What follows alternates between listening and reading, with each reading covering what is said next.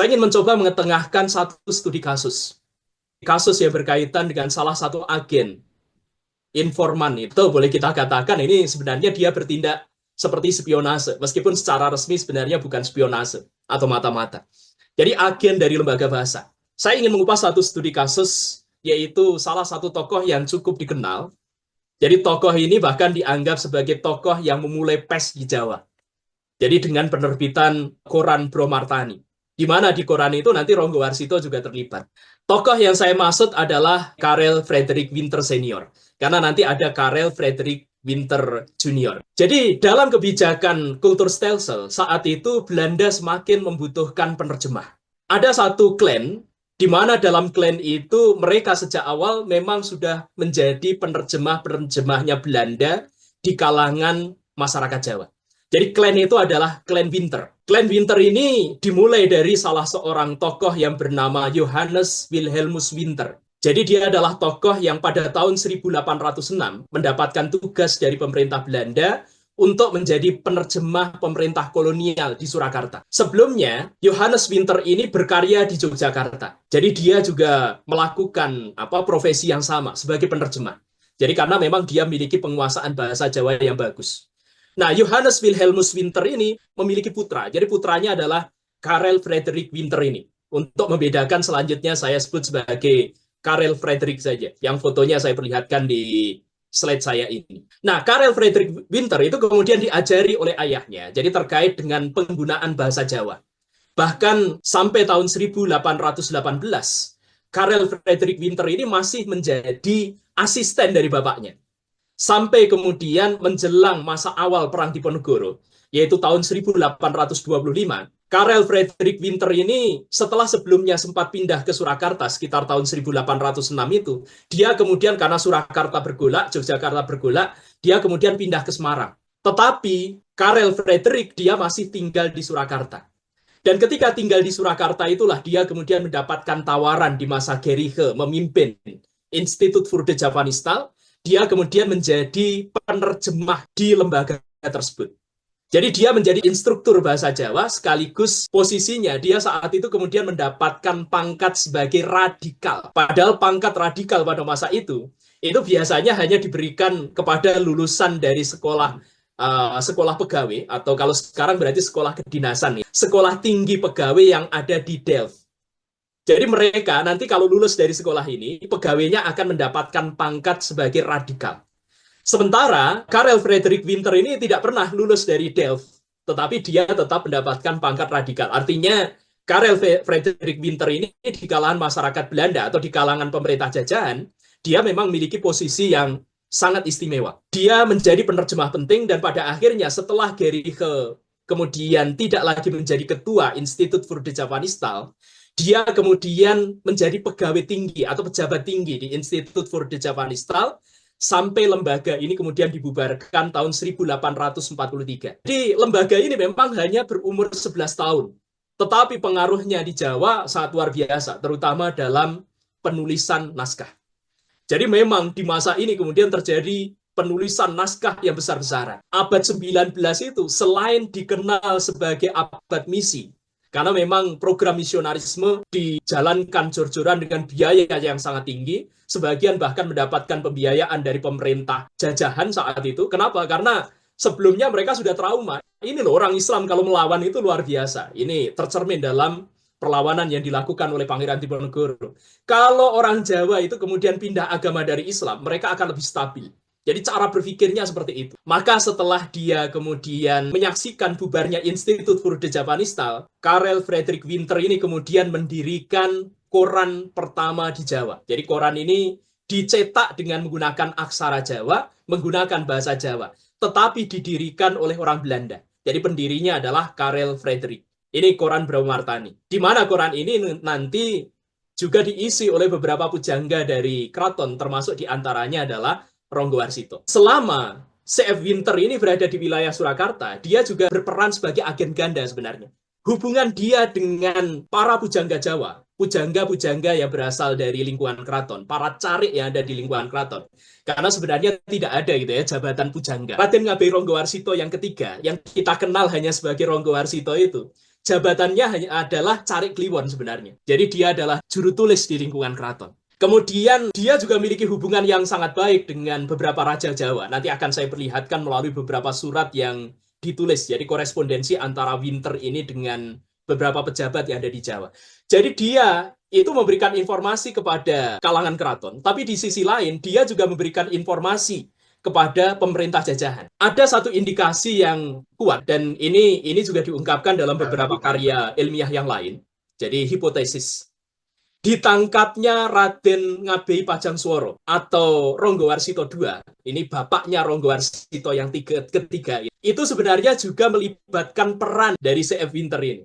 Saat itu C.F. Winter ini setelahnya itu kan dekat dengan Ronggowarsito, tetapi sebenarnya bapaknya Ronggowarsito, yaitu Raden Ngabei Pajangsworo, ditangkap oleh Belanda karena tuduhan saat itu Pakubuwono ke-6 bersekutu dengan Pangeran Diponegoro. Itu tidak lain dan tidak bukan, menurut salah satu hipotesis, itu juga karena peran Winter. Nanti diasingkannya, diawasinya Ronggowarsito ketiga, Ronggowarsito yang kita kenal sebagai pujangga terakhir Jawa itu ada hipotesis juga yang menyatakan itu juga tidak lain, tidak bukan, itu karena peran C.F. Winter ini. Padahal gitu ya, Ronggowarsito ini kalau menyebut C.F. Winter itu ya dengan kehormatan yang sangat tinggi. Jadi dengan sebutan Romo, seolah-olah C.F. Winter itu adalah pengganti ayahnya yang sudah tiada, yaitu Raden Ngabei Pajangsworo. Ini terkait dengan hubungan antara C.F. Winter dengan Ronggowarsito. Nah, ini misalnya ya, bagaimana hubungan C.F. Winter dengan penguasa setempat. Jadi dalam salah satu suratnya, jadi Raja Jawa, Susuhunan Pakubuwono ke-8, saat itu sempat mengirimkan surat kepada C.F. Winter. Ini menunjukkan kedekatan di antara keduanya. Sampuning tabi kula saudara Tuan Juru Boso Winter, wiyose panjenengan kula maringaken layang sing dijarwani abdi kula bocah Kliwon ing Kadipaten. Ini yang dimaksud adalah Ronggowarsito. Jadi saat ini saya menyerahkan surat kepada Anda yang sudah di mana surat ini sudah ditulis oleh abdi saya, yaitu bocah Kliwon di Kadipaten. Yang dimaksud bocah Kliwon itu adalah Ronggowarsito. Si Ngabei Ronggowarsito. Ing sakniki nempun dadi asareng kalian serat punika yang saat ini sudah jadi bersamaan dengan surat ini. Kalian malih saudara, dan ditambahkan lagi wahai saudara, saya memanggil Anda sebagai saudara. Apakah saudara memiliki naskah atau memiliki tulisan berkaitan cerita Prabu Bonangparte? Siapa yang dimaksud dengan Prabu Bonangparte? Yang dimaksud tentu saja itu adalah Napoleon Bonaparte. Jadi Pakubuwono ke-8 itu membutuhkan buku yang menceritakan tentang kisah Napoleon Bonaparte. Dan kita tahu ya, Belanda itu pernah dijajah oleh Perancis pada masa Napoleon Bonaparte yang berlangsung antara tahun 1795 sampai tahun 1815.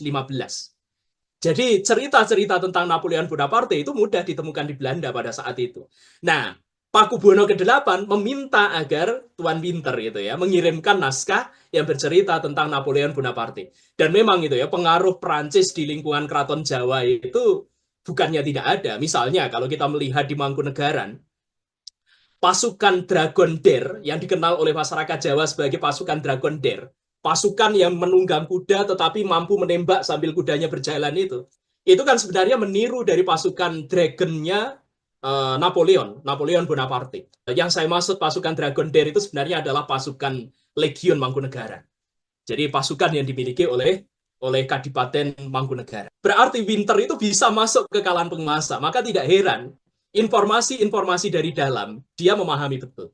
Dia mengetahui, dia punya jaringannya. Dan dia juga cukup dekat dengan Ronggowarsito. Ronggowarsito suatu ketika itu ya, dia ditugaskan oleh keraton untuk mengadakan tayub. Jadi meskipun keraton ini adalah keraton Islam, tapi kadangkala memang ada dekadensi moral yang terjadi. Kalau kita membaca misalnya dalam babat Pakunegoro atau babat Mangkunegaran, jadi seni tayub yang berlangsung di lingkungan keraton itu dalam tanda kutip sebenarnya rusuh itu ya. Jadi dalam tayuban itu nanti akan disediakan minuman keras, minuman-minuman khas Belanda.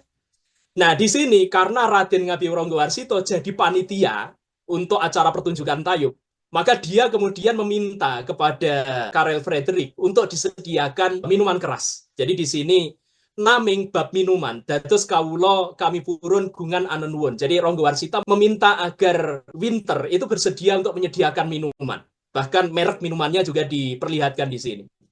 Jadi merek minumannya di situ yang pertama adalah anggur merah gitu ya. Kemudian ada Madeira. Kemudian ada Bradwin. Saya kira kalau Bradwin itu masih bertahan. Merek ini masih bertahan sampai hari ini. Kemudian juga ada Genever. Jadi ini merek-merek minuman yang dimiliki oleh masyarakat Belanda pada masa itu. Jadi urusan meminta minuman keras saja, Ronggo Warsito mintanya ya pada Winter. Termasuk ketika Ronggo Warsito membutuhkan uang untuk kelahiran istrinya, ya pinjam duitnya, tapi bukan pinjam dulu 100 ya, pinjam duitnya ya kepada CF Winter ini. Demikian juga ketika Ronggo Warsito mendapatkan proyek-proyek. Jadi Ronggo Warsito itu kan bekerja di Institut für die Japanische. Bosnya atau petinggi yang ada di atasnya itu adalah CF Winter. Ini misalnya ditunjukkan dalam surat ini. Jadi kawula nyaosaken pitembangan kawi, saweg saemplek. Jadi Ronggo Warsito mendapatkan tugas ini, tolong tembung-tembung kawi ini diterjemahkan. Tapi Ronggo Warsito saat itu baru menyerahkan 1 lembar. Dan 1 lembar yang diterjemahkan. Kenapa baru progresnya 1 lembar? Karena Ronggo Warsito beralasan, kata arungipun. Jadi terlalu banyak kesibukannya, terlalu banyak hambatannya. Sehingga baru bisa menyelesaikan 1 lembar. Kemudian kalau naskah yang berikutnya ini, naskah Ronggo Warsito pinjam uang gitu ya. Jadi Paduka, anenuwun sih pitulungan nambut kagungan Paduka Yatra saking salangkung rupiah kemawon. Jadi Ronggo Warsito minta dipinjami uang 25 rupiah saja. Karena saat itu memang dia dalam kondisi butuh. Termasuk nanti ketika istrinya melahirkan, dia pinjam 10 rupiah kepada CF Winter dan seterusnya. Ini jadi memang kedekatan antara pujangga keraton dengan Winter ini begitu dekat. Biarkan masa lalu berbicara, kita kenal menyerah, menjadi alat di tangan Sang Esa, membawa damai bagi semesta. Biarkan masa lalu menjadi jalan agar hidup lebih bijaksana.